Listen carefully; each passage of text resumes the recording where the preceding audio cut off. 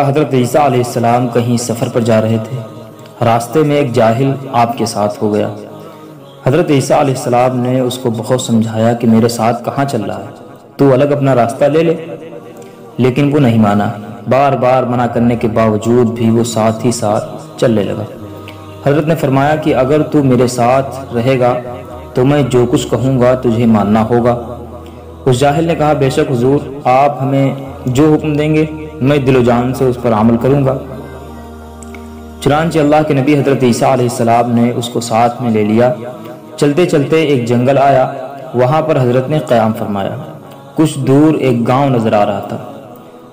اس جاہل سے آپ علیہ السلام نے فرمایا کہ دیکھو، جو گاؤں نظر آ رہا ہے وہاں جاؤ اور گاؤں والوں سے کہو کہ ہم آپ کے مہمان ہیں اور 2 آدمی ہیں، مہمان کی حیثیت سے ہمیں 2 آدمیوں کا کھانا دے دیں۔ حضرت کے کہنے سے وہ جاہل گیا اور جا کر گاؤں والوں سے حضرت عیسیٰ علیہ السلام نے جو کچھ کہا تھا وہ کہہ دیا۔ گاؤں والوں نے 3 روٹی باجرے کی تیار کر دی۔ 3 روٹی لے کر جب یہ جاہل چلا تو اس کے دل میں یہ احساس پیدا ہوا کہ 3 روٹی ہیں تو 1.5 ہی روٹی مجھے ملے گی، 1.5 روٹی تو میں میرا پیٹ بھرے گا نہیں، لہذا 1 روٹی راستے میں میں ہی کھا جاؤں اور 2 روٹی لے کر جاؤں، تو 1 روٹی وہ خود کھائیں گے اور 1 روٹی مجھے دے دیں گے، تو میری 2 روٹی ہو جائیں گی۔ پھر پتہ نہیں کب روٹی ملے، وہ تو اللہ ہی بہتر جانتا ہے، بھوک کے مارے کیا حالت ہو۔ یہ سوچ کر 1 روٹی راستے میں چلتے چلتے کھا گیا۔ تھا بھی 7 فٹ کا لمبا چوڑا آدمی۔ جب حضرت کے پاس پہنچا تو حضرت نے پوچھا، کتنی روٹیاں ملی؟ اس جاہل نے جواب دیا کہ حضرت، روٹی تو 2 ہی ملی ہیں۔ عیسیٰ علیہ السلام نے کہا، اچھا بیٹھو، اور جنگل کی طرف نظر کی تو ایک ہرنوں کا ریوڑ کھڑا تھا۔ اس میں سے ایک ہرن کی طرف اشارہ کیا اور کہا کہ اللہ کے لیے میرے پاس آ جا۔ ہرن آ کر آپ کے پاس کھڑا ہو گیا۔ آپ نے اس کو ذبح کیا اور اس کی ایک ٹانگ کاٹی اور آگ میں جلا کر اس کو بھونا۔ پھر 1 روٹی آپ نے لی اور 1 روٹی اس جاہل کو دے دی اور کہا کہ یہ گوشت ہے، اسے کھا لو۔ اب تو جاہل دل ہی دل میں پچھتانے لگا اور سوچنے لگا کہ راستے والی روٹی کاش نہ کھائی ہوتی تو اچھا ہوتا، یہاں تو گوشت مل رہا ہے لیکن اب تو کھا ہی چکا تھا، پھر پچھتانے سے کیا فائدہ۔ خیر، اس جاہل نے بھی گوشت کھایا۔ جب دونوں کھانے سے فارغ ہوئے تو حضرت عیسیٰ علیہ السلام نے اس ذبح کیے ہوئے ہرن سے کہا، اے ہرن، تو اللہ کے واسطے زندہ ہو جا اور اپنے ریوڑ میں چلا جا۔ یہ کہتے ہی ہرن زندہ ہو گیا اور کان پھڑپھڑاتے ہوئے وہ اپنے ریوڑ کی طرف چلا گیا۔ یہ نظارہ جاہل نے دیکھا تو حیران ہو گیا اور کہنے لگا کہ حضرت جی، آپ تو اللہ کے ولی معلوم ہوتے ہیں۔ حضرت نے فرمایا کہ تجھے کیسے معلوم ہوا کہ میں اللہ کا ولی ہوں؟ جاہل نے کہا کہ ایک جنگلی جانور آپ کے بلانے سے آپ کے پاس چلا آیا، آپ نے اس کو ذبح کیا، اس کی ران کاٹ کر آگ میں بھونی، پھر ہم نے پیٹ بھر کر کھایا، اس کے بعد آپ کے کہنے سے وہ ہرن پھر سے زندہ ہو گیا اور اپنے ریوڑ میں چلا گیا۔ اب کیا شک رہ جاتا ہے کہ آپ اللہ کے ولی نہیں ہیں؟ آپ بالکل اللہ کے ولی ہیں۔ اب تو میں آپ کا ساتھ مرتے دم تک نہیں چھوڑوں گا۔ حضرت نے فرمایا کہ تو مجھے دل سے ولی مانتا ہے یا صرف زبان سے؟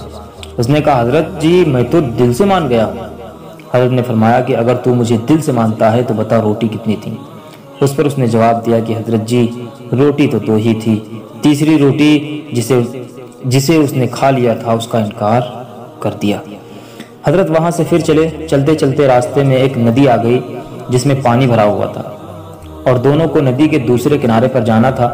حضرت عیسیٰ علیہ السلام نے اس جاہل سے کہا کہ میرا جہاں پیر پڑے وہیں تو اپنا پیر رکھنا اور میرے پیچھے پیچھے چلے آنا۔ یہ کہہ کر حضرت پانی کے اوپر چل پڑے اور وہ جاہل وہیں کھڑے کھڑے حضرت کو دیکھتا رہ گیا اور دل ہی دل میں سوچنے لگا کہ واقعی یہ آدمی اللہ کا برگزیدہ بندہ ہے جو پانی پر چلا جا رہا ہے۔ حضرت عیسیٰ علیہ السلام نے کچھ قدم چلنے کے بعد جب پیچھے مڑ کر دیکھا تو وہ جاہل وہیں ندی کے کنارے کھڑا تھا۔ حضرت نے فرمایا کہ ارے وہیں کیوں کھڑے ہو، میرے پیچھے پیچھے چلے آؤ۔ اس نے کہا کہ حضرت جی، میں تو پانی پر تیرنا نہیں جانتا، صرف ڈوبنا ہی جانتا ہوں، اس لیے میں آپ کے ساتھ نہیں آ سکتا۔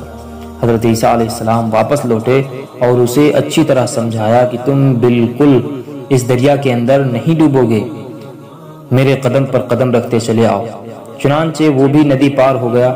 ندی پار ہو جانے کے بعد وہ اپنے دل ہی دل میں سوچنے لگا کہ یہ عجیب انسان جو پانی پر چل کر پار ہو گیا اور مجھے بھی چلا کر لے آیا۔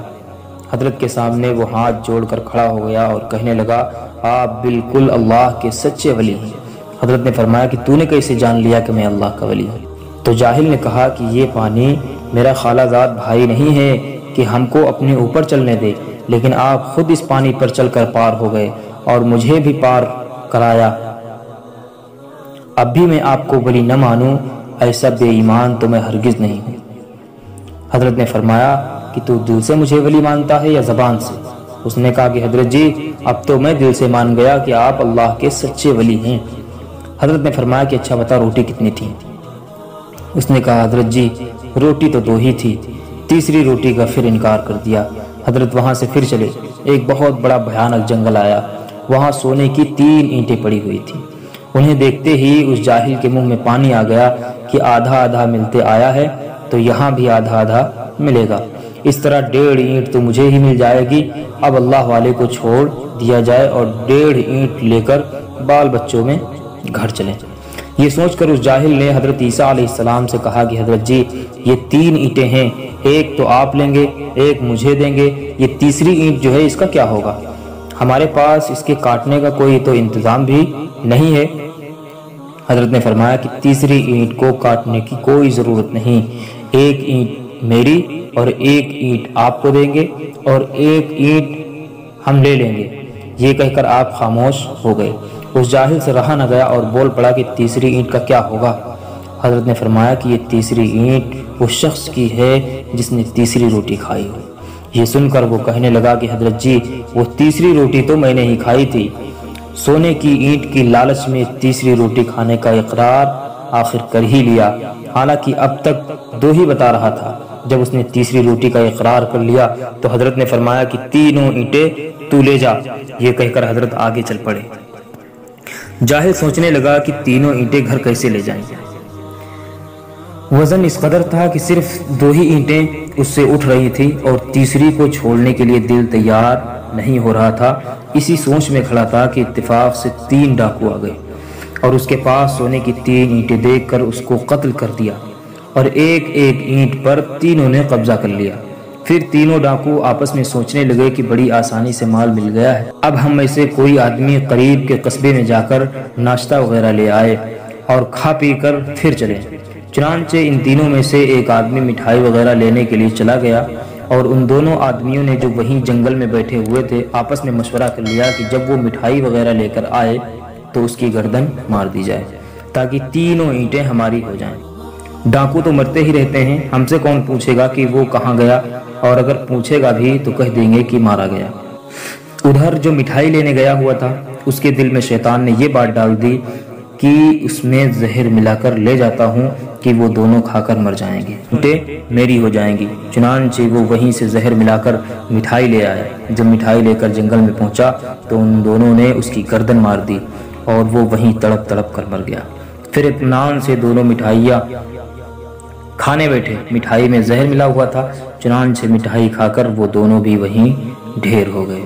دوسرے دن حضرت عیسیٰ علیہ السلام وہاں سے گزرے تو دیکھتے ہیں کہ 3 سونے کی اینٹیں پڑی ہوئی ہیں اور لاشیں 4 ہیں۔ یہ عبرتناک منظر دیکھ کر آپ نے فرمایا کہ یہ ہے دنیا۔ دنیا اپنے چاہنے والوں کے ساتھ کبھی بھی وفا نہیں کرتی ہے۔ نتیجہ یہ نکلا کہ دنیا کی طلب اور حرص کیا کیا کراتی ہے اور کس انجام کو پہنچاتی ہے۔ یہ جاہل اللہ کے رسول حضرت عیسیٰ علیہ السلام کے کئی معجزات کا مشاہدہ کرنے کے باوجود اولاً آپ سے جھوٹ بولتا رہا، اس کے بعد سونے کی اینٹوں کی لالچ میں اقرار کر لیا، جبکہ یہی اینٹیں اس کے قتل کا سبب بنی اور خالی ہاتھ دنیا سے رخصت ہوا۔ دوسری طرف جن ڈاکوؤں نے ان تینوں اینٹوں کے لیے اس کا قتل کیا، ان کی بھی جان اسی کی طلب میں چلی گئی اور وہ اینٹیں وہیں کی وہیں پڑی رہ گئیں۔ کس قدر عبرت کا مقام ہے، دنیا میں جتنے جھگڑے، فساد، لڑائیاں اور قتل آئے دن ہوتے رہتے ہیں وہ سب قریب قریب دنیا اور اسباب دنیا ہی کے لیے ہوتے ہیں۔